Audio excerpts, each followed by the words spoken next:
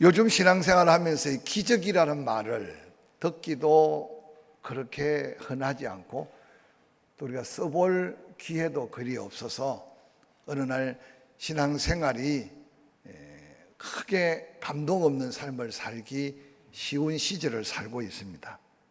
우리는 기적하면 죽은 자가 살아나고 기적하면 의사가 못 고칠 병이 금방 한 번 기도함으로 뚝딱 살아나고 고쳐지고, 그래서 그런 어떤 눈에 보이는 현상적 기적에 너무 익숙해져 있어서 어지간한 일은 놀라지도 않고 어지간한 일은 감사치도 않고 어지간한 일은 그냥 덤덤히 하나님의 은혜를 스쳐받는 경우가 얼마나 많은지 모릅니다. 하나님께서 우리를 만드실 때 우리의 창조 자체가 기적이고, 할렐루야, 늘 강조하지만 이 지구촌에 내 모습과 똑같이 닮아 보여도 무엇이 달라도 다르게, 즉 하나님이 분별할 수 있도록 만드신 것 자체가 기적이라는 사실을 기억하시기를 주의 이름으로 간절히 축원합니다. 그래서 오늘 저녁 예배 끝나고 집에 돌아가서 거울을 보시면서 여러분 보고 여러분 놀라지 말고 기적이구나 생각하고 하나님이 만드신 최고의 글작품으로 내가 지금 존재하고 있는 자체가 기적인 걸 먼저 기억하시기를 주의 이름으로 간절히 축원합니다. 가슴에 손을 얹었는데 심장이 계속 뛰고 있으면 이것 또한 기적입니다. 건강한 사람의 심장은 하루 동안에 10만 3,689번을 뛴다고 합니다. 심장이 정상적으로 뛰기 위해서 내가 뭘 더 먹거나 애쓰거나 신경 쓰지 않아도 태어날 때부터 지금까지 계속 하나님은 변함없이 우리 심장을 뛰게 하시는데, 지금 뛰고 있는 심장은 기적의 증거라는 사실을 기억해야 돼요. 할렐루야. 이거 뛰다가 안 뛰면 큰일 납니다.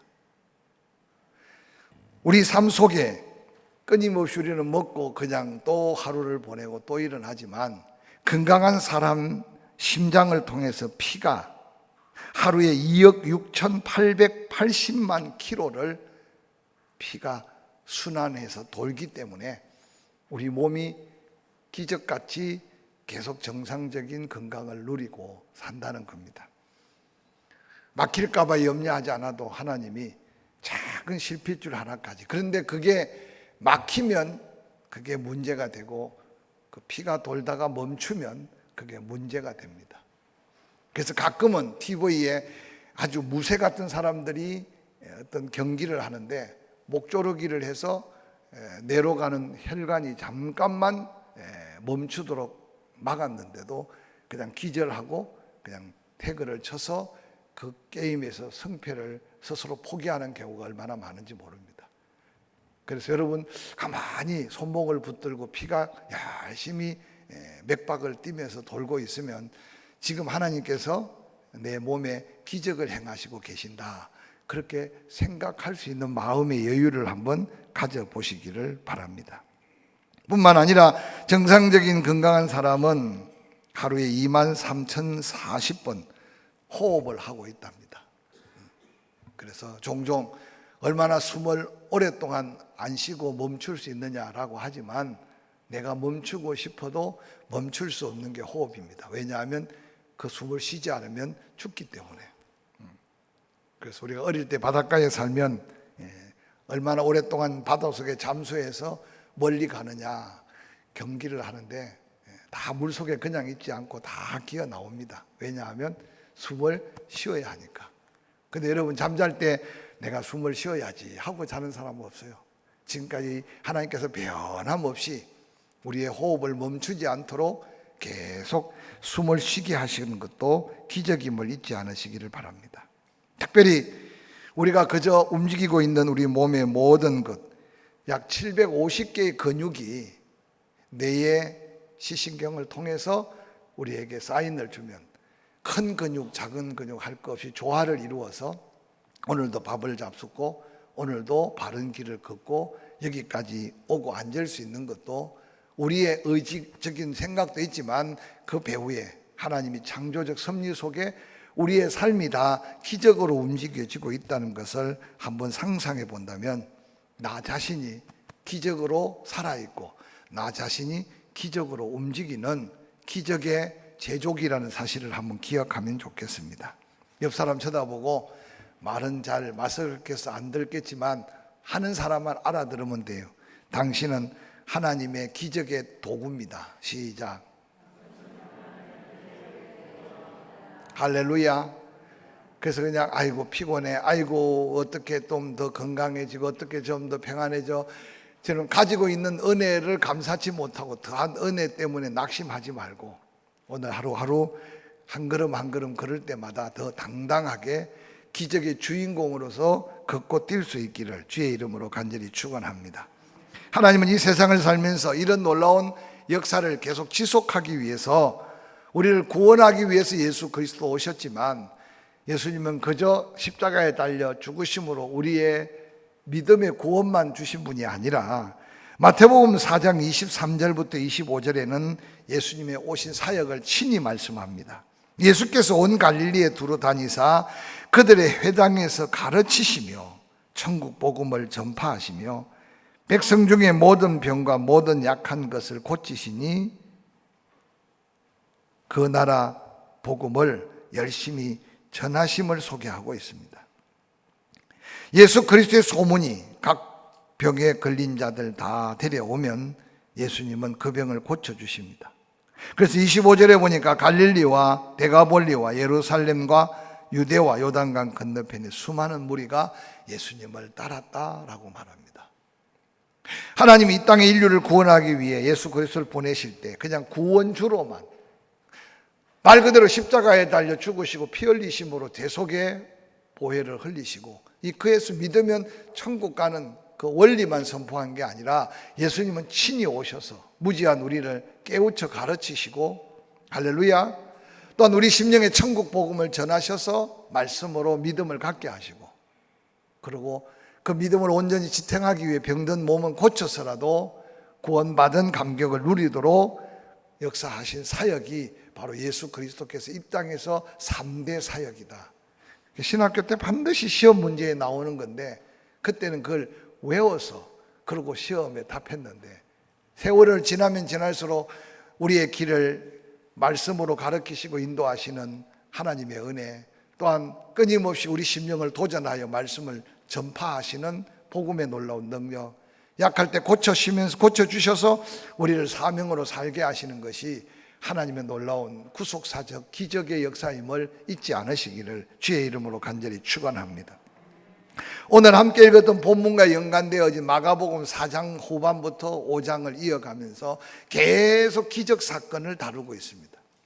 오늘 저는 예수 그리스도께서 친히 함께한 이 기적 사건에 동행한 사람들을 살펴가면서 그 기적을 보기만 하고 경험하지 못한 자들, 또 그 기적을 통해서 하나님께 영광을 돌렸던 사람들, 그들 모습 속에 우리의 그림자를 한번 찾아가면서 은혜 받는 시간이 되었으면 좋겠습니다. 예수님의 특별한 사명 때문에 부름받은 제자들의 모습을 마가복음 4장 35절부터 쭉 기록합니다. 날이 저물어 저편으로 건너가자 하시니 그들이 무리를 떠나 예수를 배에 계신 그대로 모시고 항구를 떠납니다. 다른 배들도 함께 합니다. 그런데 큰 광풍이 일어나 물결이 배에 부딪혀 배에 물이 가득하게 됩니다. 예수께서는 고물을 베시고 주무시고 제자들은 예수님을 다급하게 깨웁니다. 선생님, 우리가 죽게 된 것을 왜 돌아보지 아니하십니까? 예수님이 깨어서 바람을 꾸짖으시매 바람들어 이르시되 잠잠하라 고요하라 하시니 바람이 그치고 아주 잔잔하여진지라. 이에 제자들에게 이르시되 어찌하여 이렇게 무서워하느냐, 너희가 어찌 믿음이 없느냐 하시니 그들이 심히 두려워하여 서로 말하되 그가 누구기에 바람과 바다도 순종하는가 하였더라. 오늘 예수님과 동행한 제자들, 이미 초기 사역이지만 많은 기적과 이적들을 경험했지만 그들 스스로 믿음으로 그 기적을 경험하는 수준까지 이르르지 못했다는 겁니다. 제자들의 그 모습 속에 눈에 보이는 것에 흔들리는 연약한 제자들의 믿음의 상태를 예수님께서는 안타까워 하시면서 믿음이 없다고 책망하고 있는 이 제자들의 모습 속에서 우리의 삶의 모습의 그림자를 찾을 수 있었으면 좋겠습니다. 갑자기 숨이 멎을 것 같아서 아이고 주여 하고 주님은 불러서나 내 안에 주님은 계시지 않을 수도 있어요. 깜짝깜짝 놀라서 아이고 하나님 하고 하나님은 찾았으나 내 안에 그 두려움을 잠시라도 잊혀줄 믿음이 없을 수도 있을까 봐서 오늘 제자들을 통해 우리에게 주는 귀한 도전은 뭐냐? 믿음의 모양은 있지만 그 믿음으로 기적을 스스로 경험할 수 없는 환경 바라보고 흔들리는 연약한 믿음들. 저는 이 말씀을 준비하면서 오늘 사는 우리들 심령 속에 이런 연약함 때문에 염려하지 않아야 될 건 염려하고 걱정하지 않아야 될 것 걱정하고 아니 염려 걱정보다는 지금 현실에 주어진 것에 연연해서 불안해하고 초조해하며 하나님의 더한 은혜와 더한 역사를 기대할 수 없는 우리의 어떤 믿음의 모습을 함께 바라볼 수 있는 기회가 되었으면 좋겠습니다.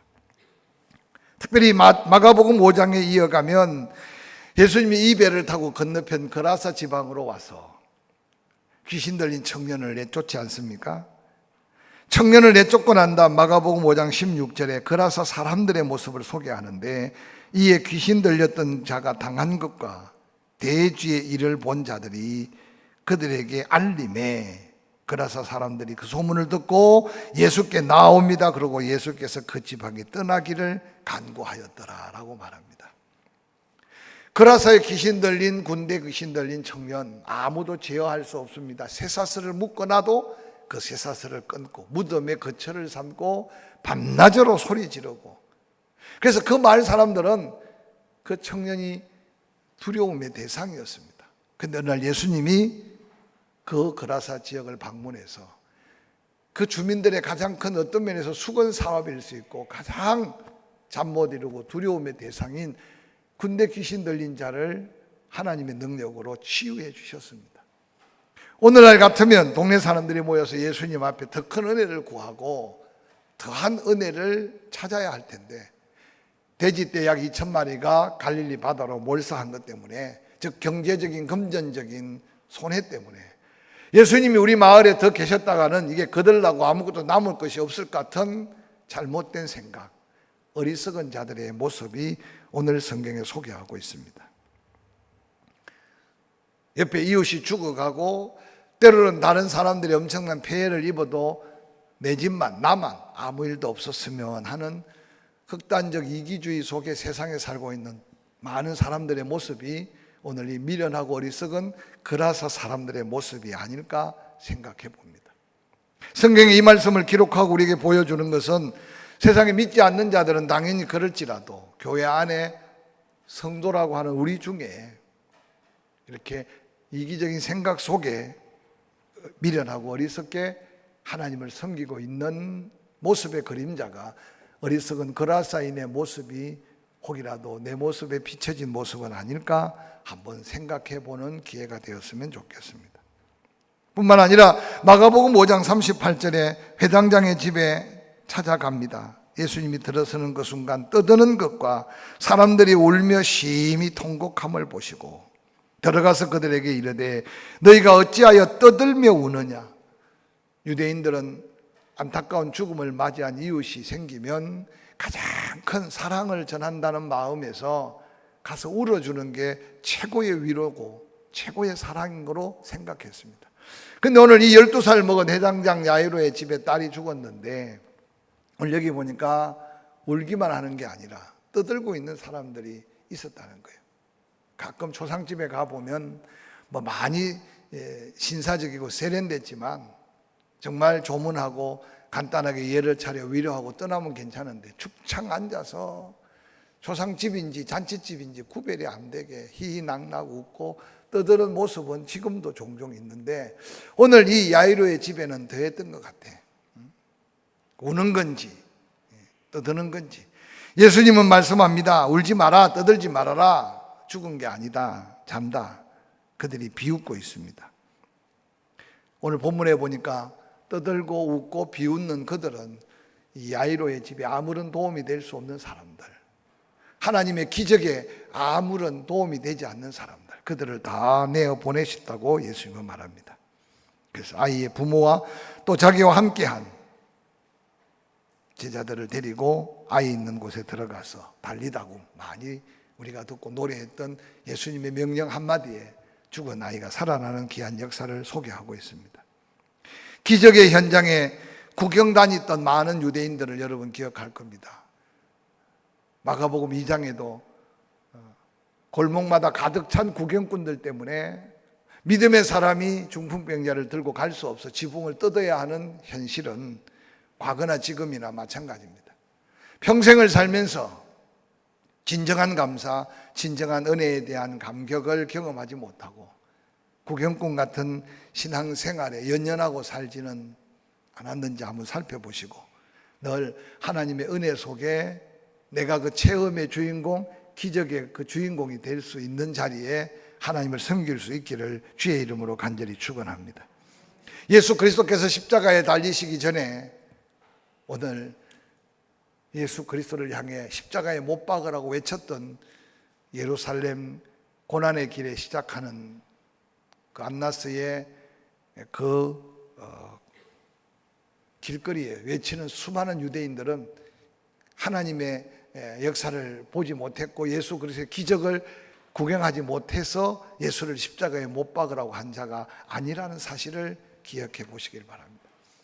아마 수없는 기적의 역사 속에 거기에 모여있는 대부분 유대 군중들은 자기 친구가 베데스다에서 고침받고 실로암에서 눈을 뜬 자기의 친구도 있을 거고, 각색병든 자 고침받은 이웃도 있을 거고, 그 현장을 구경했던 수많은 경험들이 있었을 겁니다. 그런데 어느 날 그것이 믿음이 되지 아니하니까 한순간 사람의 말에 깨어서 예수를 십자가에 못 박으라고 소리 지르고 침 뱉고 돌 던진 군중들을 한번 상상해 보시기를 바랍니다.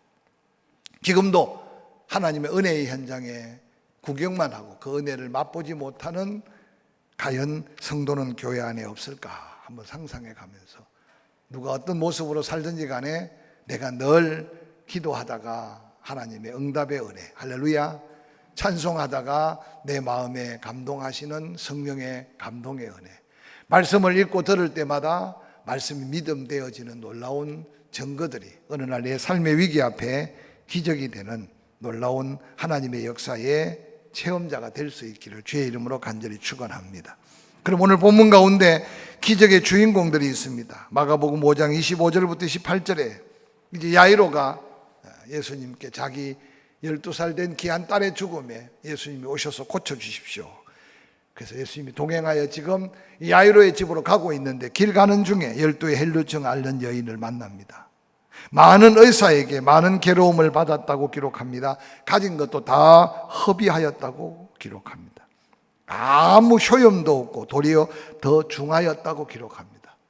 좀 안타까운 말이지만 어떤 면에서 이게 세상의 한 부분이고 세상의 한 단면일 수 있습니다.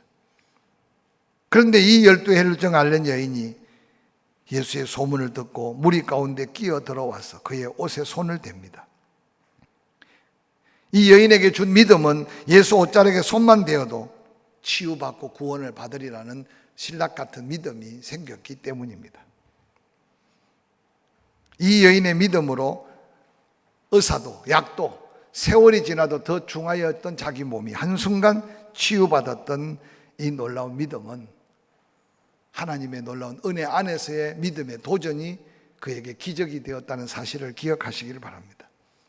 당시에 유대인들의 어떤 그들이 지켜오던 율법에는 하해를 하는 여인이 군중 가운데 섞이게 되면 누구든지 그 여인을 먼저 발견하게 되면 돌로 쳐서 그 현장에 죽임을 당할 수 있는 것이 그들이 전통적으로 지켜오는 유대의 율례입니다. 그런데 이 여인은 집에 앉아 있어도 죽을 몸이고 길거리에 나가 돌에 맞아도 죽을 몸이지만 그 마음속에 신락 같은 믿음, 여러분 한 번도 그 누구 예수 옷자락을 만져 낳은 이 12 헬루증 앓던 여인 이전에 그런 기적을 경험한 그 여인이 그 경험을 또 본 적도 없습니다. 그런데 여인의 마음속에 그 믿음이 생긴 거죠. 믿음은 하나님이 주시는 은혜고 축복입니다. 할렐루야. 그 믿음을 도전할 때 믿음은 기적이 되고 믿음이 능력이 된다는 사실을 잊지 않으시기를 주의 이름으로 간절히 축원합니다. 오늘 이 12의 헬루증 앓는 여인이 우리에게 도전한다면 믿음을 가지라고 도전할 거고, 작은 믿음이지만 겨자씨만한 믿음만 있어도 이 산을 명하여 저 바다에 옮겨야 해도 될 거고, 이보다 더 큰 일도 되리라는 예수님의 약속을 믿는 믿음으로 더 이어져서 그 믿음이 바로 기적을 이루는 믿음이 될 수 있다는 이 놀라운 증거를 한 번 다시 기억하며, 우리도 예수 옷자락을 만질 수 있는 믿음이 생길 때 길거리로 뛰쳐나가 예수 옷자락을 만질 수 있는 믿음의 도전이 기적의 주인공으로 이어짐을 기억하시고, 믿음대로 기도하고, 할렐루야, 믿음대로 사랑하고, 아멘, 믿음대로 주를 위해 헌신하고, 그래서 여러분의 그 믿음의 자리에 12 헬루증 앓는 여인이 경험한 이 기적을 함께 경험하는 주인공들이 되기를 주의 이름으로 간절히 축원합니다. 이어지는 마가복음 5장 함께 읽었던 34절, 예수께서 이르시되 따라 내 믿음이 구원했다. 평안히 가라. 내 병에서 놓여 건강할지어다. 아직 예수께서 말씀하실 때 해당장의 집에서 사람들이 우르르 몰려와서 예수님이 듣는 중에 해당장에게 말합니다. 당신의 딸이 죽었습니다. 어찌하여 선생님을 더 괴롭게 하십니까? 그 선생님이 병든 자는 고치고 죽은 자는 살릴 수 없다고 생각하는 이 야이로의 집에 많은 사람들, 기억하십시오. 지금 선생님이 그 집에까지 오는 것은 이제 선생을 괴롭게 하는 거지, 당신의 집의 문제, 아니 당신의 딸을 살릴 수 없다고 생각하는 그 생각들. 예수님께서 그 말을 듣고 길에서 해당장에게 말합니다. 해당장에 가져야 될 믿음은, 따라합시다, 두려워 말고 믿기만 해라. 할렐루야. 오늘 야이로의 딸을 살리러 가는 길에 12 헬루증 앓는 여인을 고치고 살리다가 시간이 다 보내졌습니다. 결국은 죽어가던 야이로의 딸은 죽어버렸습니다. 대부분 사람들의 상식에 죽어갈 때 예수님이 살릴 수 있는 줄 믿었는데 죽어버리면 살릴 수 없다고 생각하는 생각들, 그게 얼마나 많은 두려움과 얼마나 많은 믿음의 한계를 초월하지 못하는 위기를 가져오는지 몰라요. 어떤 면에서 예수님은 12 헬루증 앓는 여인을 고쳐주시면서 이 야이로의 집에 딸이 죽어갈 때 고치는 것보다 죽고 난 다음 살리는 것이 야이로에게, 또한 그곳에 있는 수많은 사람들에게 더 큰 하나님의 역사를 일으킬 예수 그리스도의 아마 특별한 섭리와 뜻이 있었던 것 같아요. 우리의 어떤 가치관이나 우리의 어떤 한계를 가지고 믿음을 갖지 마시고, 우리의 믿음을 예수 그리스도의 그 능력의 한계에 접하도록 계속 믿음을 키워가고 믿음의 한계를 넓혀가면서, 나는 할 수 없고 내 생각은 할 수 없지만 하나님 말씀은 약속하셨으니 내 생각, 내 경험을 내려놓고 말씀을 믿는 믿음으로 기적 앞에 설 수 있기를 주의 이름으로 간절히 축원합니다. 해당장 야이로에게 필요한 믿음은 죽어가는 딸을 예수님이 와서 기도하면 고침받을 것 같은 믿음이 있었기에 그 현장에까지 와서 예수님을 초청하고 예수님 모시고 가는 거예요. 그런데 지금 야이로의 마음의 믿음은 딸이 죽었다는 소식을 들을 때 이미 그 믿음은 다 산산조각이 난 것 같아요. 예수님은 그 야이로의 심령을 살피고 있지 않습니까? 길 가는 중에 그 야이로의 집 사람들이 와서 야이로에게 말한 그 말, 당신의 딸이 죽었습니다. 상황 종료됐습니다. 끝났습니다. 예수님도 어떻게 할 수 없습니다. 더 이상 예수님을 괴롭게 하지 마십시오 하는 그 말을 듣자마자 예수님께서 회당장에게 말합니다. 두려워하지 말고 믿기만 해라. 할렐루야. 우리의 삶 속에 위기가 닥치고 내 생각, 내 경험, 내가 가지고 있는 능력의 한계 앞에 다다랐을 때 반드시 다가오는 게 두려움입니다. 반드시 다가오는 게 염려입니다. 반드시 다가오는 게 걱정이에요. 여러분이 걱정하고 염려하고 두려워하는 그 문제를 두고 예수 그리스도 한계만큼 믿음을 키워간다면 어느 날 그 문제 속에 기도의 제목이 생길 거고, 그 두려움 속에 기적의 크기가 보일 거고, 그 근심 속에 하나님의 뜻을 찾는 여유가 생기게 될 줄로 저는 확실히 믿습니다. 오늘 기적을 경험할 수 있는 야이로의 믿음을 키워가면서 오늘 그 기적의 현장으로 이끄시는 예수 그리스도의 모습을 한번 상상해 가면서 문제가 크기가 클수록 은혜의 크기가 크다는 반복된 말씀을 들어가며 여러분 스스로 그 놀라운 역사를 이루시기를 주의 이름으로 간절히 축원합니다. 이와 비슷한 사건이 귀신 들려 불에도 물에도 자주 던져졌던 들어갔던 아들을 준 아버지, 남아있던 9명의 제자들이 기도하고 안수해도 귀신은 떠나지 않습니다. 예수님이 다가옵니다. 베나산에서 베드로, 요한, 야고보에게 장차 예수 그리스도의 영광스러운 모습을 보여주고 내려올 때 그 아버지는 어느 날 을이 아니라 갑이 됐습니다. 당신의 제자들 순 가짜들이다. 기도하고 당신 이름 불러가고 하나님을 찾고 해도 아무런 효험이 없다. 혹시 당신이 제자들에게 가르쳐 주지 않은 방법, 써보지 않은 거 있으면 당신이 직접 한번 해봐. 어떤 면에서 고침 받으러 왔던 을이 갑이 되어서 큰 소리를 지르고 주변에 많은 구경꾼들도 도리어 의아한 눈으로 바라봅니다. 그때 예수님이 하셨던 말씀은 마가복음 9장 23절, 할 수 있거든이 무슨 말이냐? 믿는 자에게는 능치 못한 일이 없느니라. 할렐루야. 이 말은 포음으로 한 게 아니라 바로 그 을이 갑이 되었던 어리석은 아이의 아비, 자기 자신은 살피지 못하고 다른 사람만 헤아리고 제자들만 판단하고 있는 그의 어리석은 믿음 없음을 예수님의 그 말 한마디에 그 영혼의 눈이 뜨였습니다. 할 수 있거든이 무슨 말이냐? 믿는 자에게 능치 못한 일이 없다는 그 말씀 한마디가 떨어지자마자 조금 전까지 제자들을 원망하고 판단하고 예수님까지도 할 수 있는 거 안 해본 거 있냐고 따졌던 아이의 아비가 갑자기 예수님 무릎 앞에 무릎을 꿇고 내가 믿나이다. 내게 믿음을 더해 주셔서라도 내 아이를 고쳐주고 살려달라고. 여러분, 믿음은 모양이 아니라 믿음은 바로 능력이 되고 믿음은 기적이 된다는 사실을 기억하시기를 주의 이름으로 간절히 축원합니다. 예수 그리스도께서는 고치시고 살리시는 전능하신 하나님이십니다. 그 아이의 손을 잡고 달리다굼 내가 네게 명하노니 소녀야 일어나라. 소녀가 일어나서 걸으니 나이가 12살. 사람들이 크게 놀랐다고 성경에는 기록합니다. 누가복음 7장에는 나인성 과부의 아들 죽어 그 시체를 장사전에게서 메고 나아가는데 그 과부를 주께서 불쌍히 여기사 울지 말라 위로하시고 관에 손을 대시니 맨자들이 서는지라 예수께서 이르시되 청년아 내가 네게 말하노니 일어나라. 하나님은 그 안타깝게 울부짖는 여인의 애통한 마음을 위로하시면서 살려주십니다. 지금도 우리를 향하여 말씀하십니다. 믿고 구한 것은 받은 줄로 믿고. 할렐루야. 지금도 예수 그리스도께서는 성령을 통해 가르치십니다. 생각나게 하시고 깨우쳐 주십니다. 말씀이 끊임없이 내 가슴 속에 성령의 능력으로 선포됩니다. 순종해도 좋고 안 해도 좋는 말씀이 아니라 때때로 복종하라고 선포하시고 때때로 내 생각과 경험이 맞지 않아도 믿으라고 선포하시고 그래서 때때로 선포된 말씀이 믿음으로 이어질 때 기적이 일어남을 잊지 않으시기를 주의 이름으로 간절히 축원합니다. 하나님은 지금도 예수 그리스도의 놀라운 은혜를 통해서 그 십자가의 보혈을 믿고 그 이름을 의지하고 기도하면 믿음의 기도는 병든 자를 일으키고 고친다고 말씀하셨습니다.